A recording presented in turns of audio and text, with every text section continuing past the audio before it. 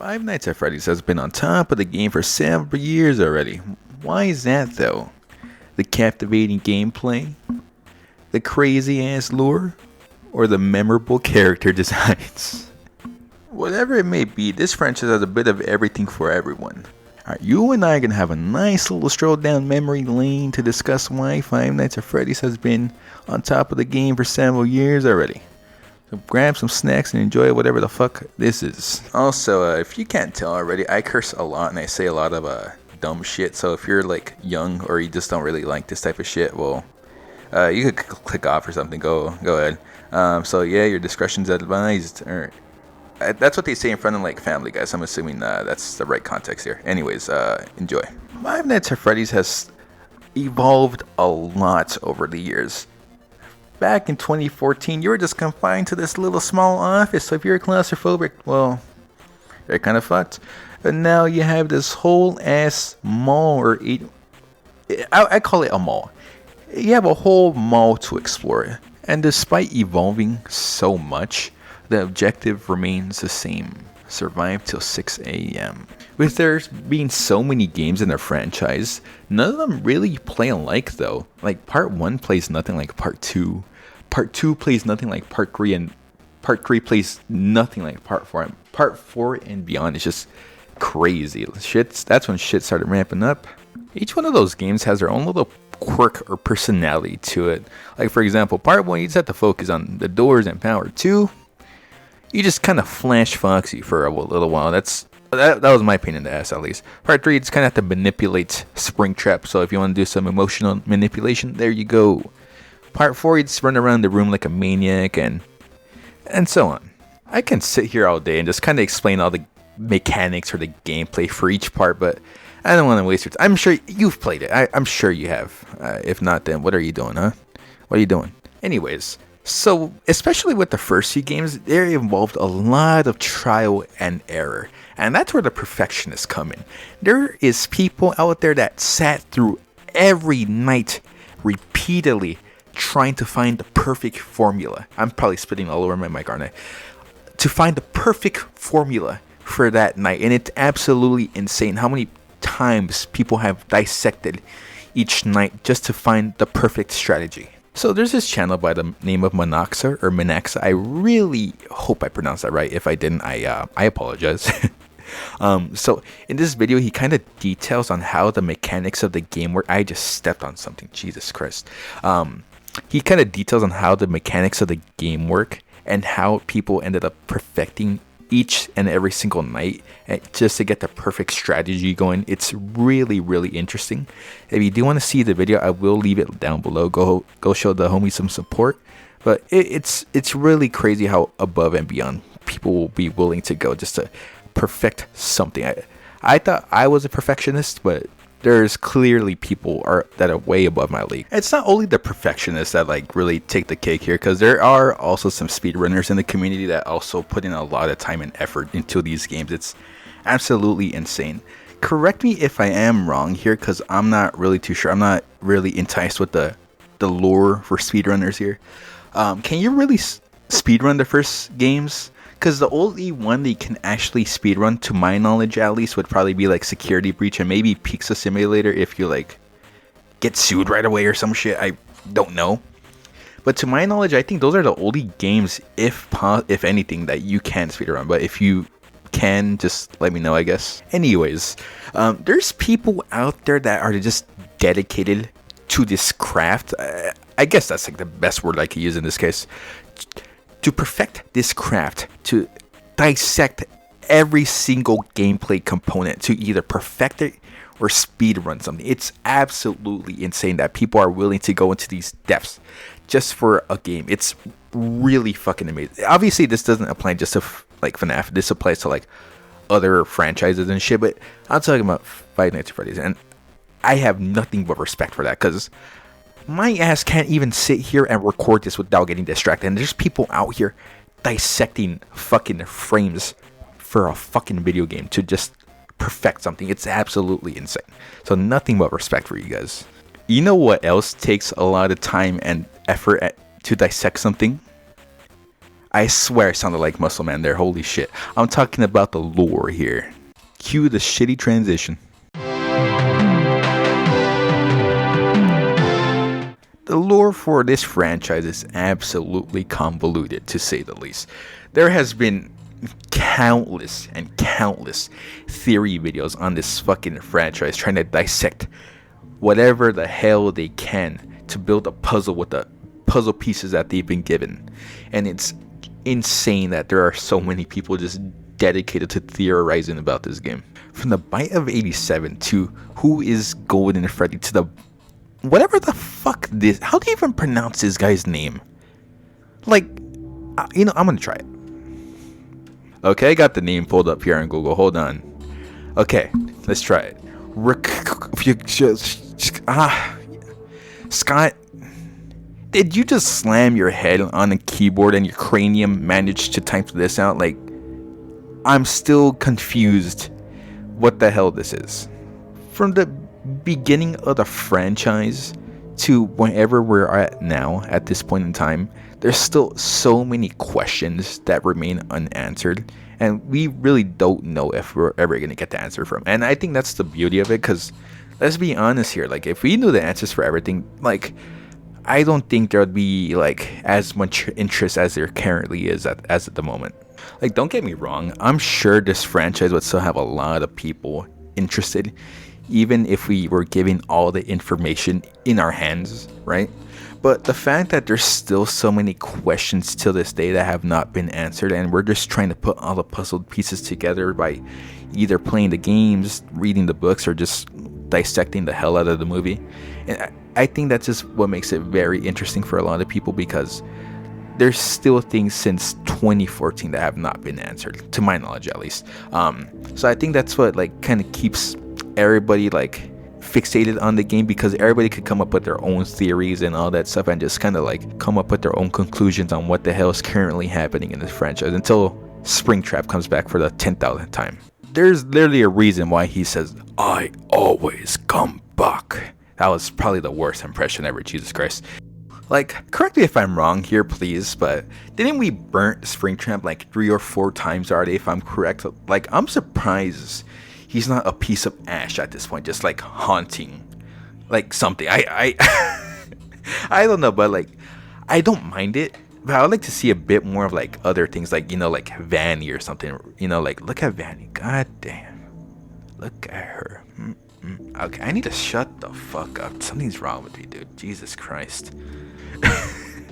Anyways, there's like so many people in this community that are like so dedicated to trying to figure out this franchise that literally online people make a living just trying to theorize and figure out what the hell is going on in this game or this entire franchise. And I think that's absolutely amazing. Like, literally, I think correct me, I literally saw a page the other day that literally, I think it was their first or second video on a theory, right? And they literally made like 30,000 subscribers or more. I might be completely wrong. I'll try to check on that right now. But literally, this video blew up, and they even got the king. Well, that's Markiplier. They got MatPat. Well, what would MatPat count as? I'm not too sure. Anyways, they got MatPat reacting to that theory, and I think that's absolutely insane that so many people are rallying behind this. And I think it's awesome that this small channel blew up off of their first video, because it was like that good. Like, genuinely, what's the name of the channel? Hold on, let me look it up real quick. Okay, I got it here. So the name of the channel is called Dual Process Theory. So genuinely good shit, guys. Keep up the good work. I'm thumbs up in the camera right now, and I just remembered it's off. So god damn. Anyways, so I'll just leave that video in the description if you guys are interested too. I don't see why not. So yeah, if you're watching this and are interested, go check them out. I don't see why not. But yeah, like I was saying, like, a lot of people just like come together to rally behind this franchise and its content creators to like try to figure out whatever the fuck is going on in the start. And then I think that's absolutely awesome, because not a lot of other communities can do that, because either they're not big enough, or like sometimes the story doesn't allow you to theorize as crazy as this franchise. So, and I think that's something awesome and should be like acknowledged, and I think that's absolutely fucking awesome that like a whole lot of fucking people can just get together just to think on what the fuck is going on. Okay, and one last thing before we move onwards. I don't like Gregory. I'll be honest with you. I don't. I can't. If I was stuck in a room with that motherfucker, only one of us is walking out alive. That's all I'm gonna say. Like, legit. For legal reasons, that was a joke. But if I see somebody with the name Gregory, I'll be honest, I'm gonna dislike you immediately. So if your name is Gregory, I'm sorry, we're gonna have an issue. We're gonna have an issue. So what I want you to do, get your ass up, go to wherever the fuck you change your name. I don't even know where you did that. Google it, something, I don't know. Go there, change your name from Gregory to Beggery or Beggery. Just something. Just change it. I'm sorry. Please.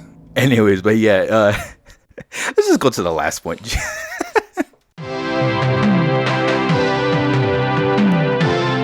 Alright, last but not least. Another reason why like FNAF has just like been up there is just because of the memorable characters. So like, come on, like you see an outline of this motherfucker, we all know who it is.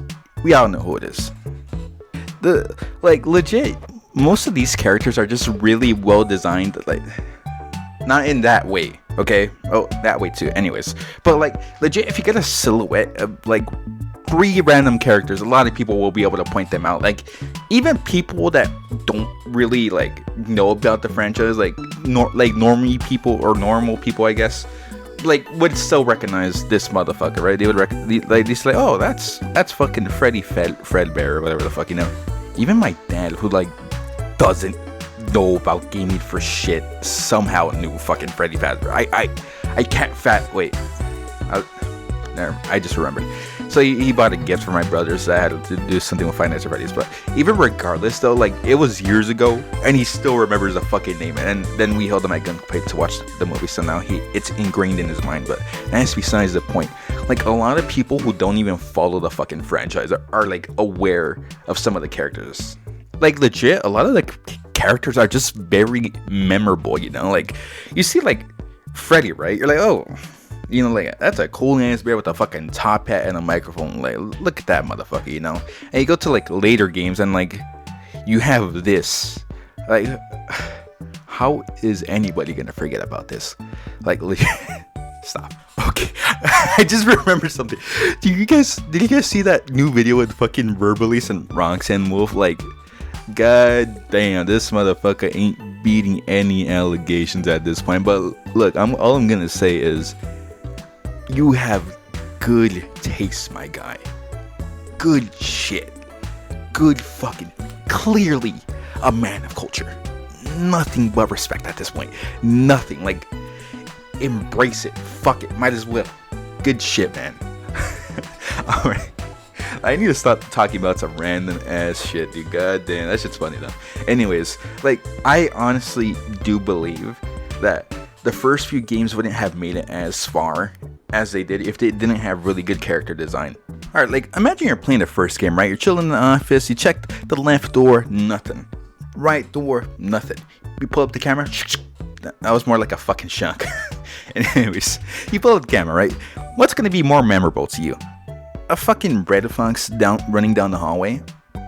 Or just like a wretched being bolting down the hallway, right? Like, don't get me wrong, both would probably have me shitting my pants, right? But like, when it comes to like Foxy and like all the animatronics and the whole squad, right?